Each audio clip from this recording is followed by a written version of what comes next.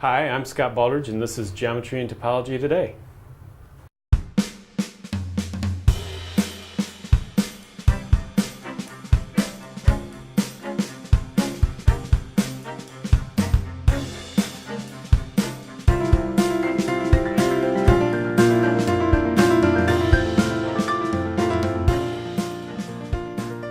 Welcome to the beautiful campus of LSU, Louisiana State University, and again we're talking with Moshe Cohen on his paper, Moduli Spaces of 10-line arrangements with double and triple points. And he's going to talk to us today at a little bit higher level than he did in the previous video.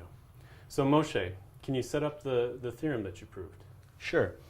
We have a finite collection, a finite list of complex projective lines in complex projective space. For example, something like x is equal to 0, y is equal to 0, x plus y is equal to 0, and x minus 1 is equal to 0.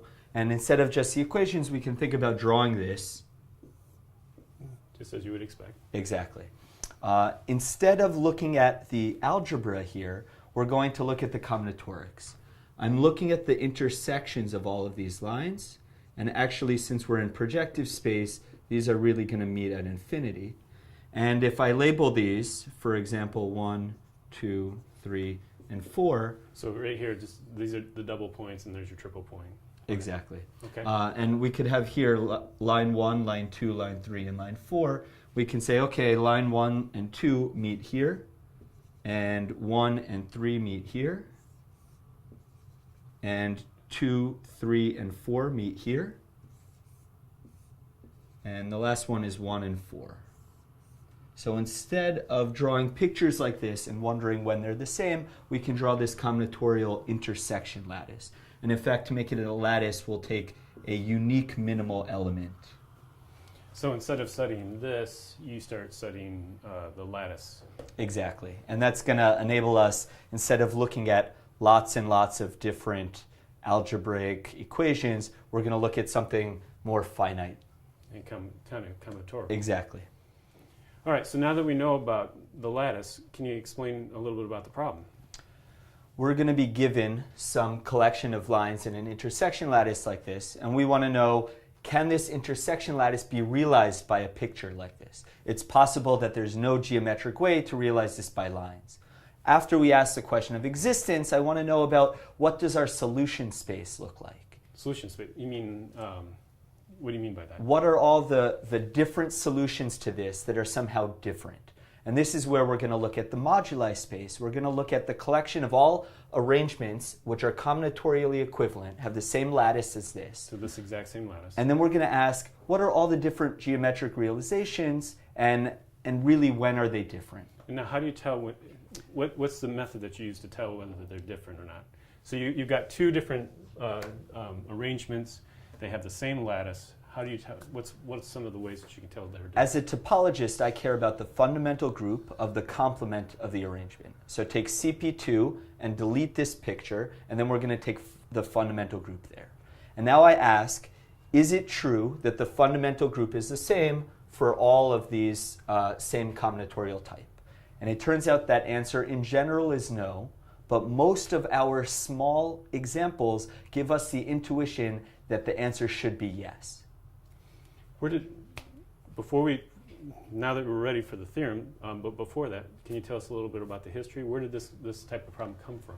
Zariski in the 1920s came up with a pair of examples. They have the same singularity types, but in this case, singularities just look like intersections, double points, triple points, quadruple points. And they have the same picture that looks sort of like this, but they have different fundamental groups. So that's our motivation for search for quote-unquote Zariski pairs. Great. Let's take a look at the theorem. And now this is joint with Meirav Amram, Mina Teicher, and Fei Ye.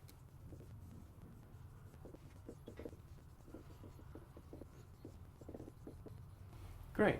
So let's take a look at the theorem and try to understand it, and just by reading through it. So our arrangements are going to be something that looks like this.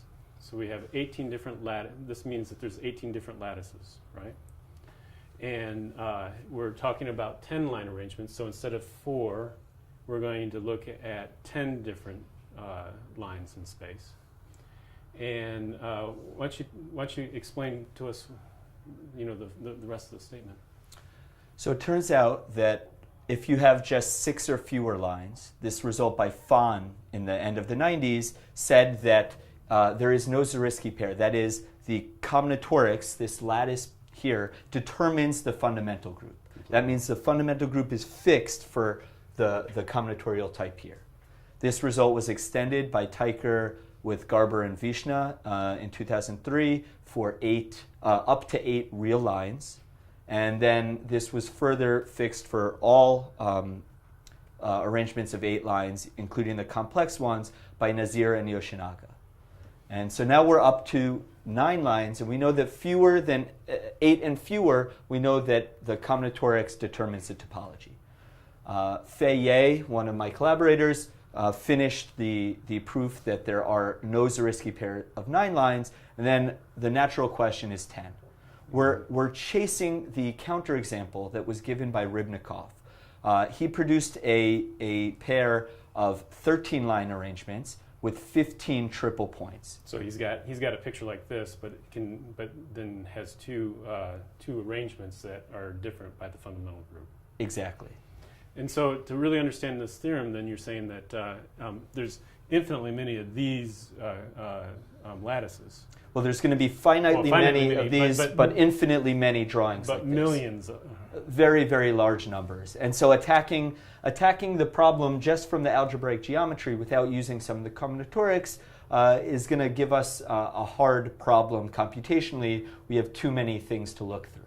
So with the millions, though, what you've been able to do is reduce it to, if there is going to be a Zariski pair, then it has to land in one of these 18 examples. Now we would hope that instead of applying techniques to these millions and millions of examples, that the next person can come along and just look through our list of 18.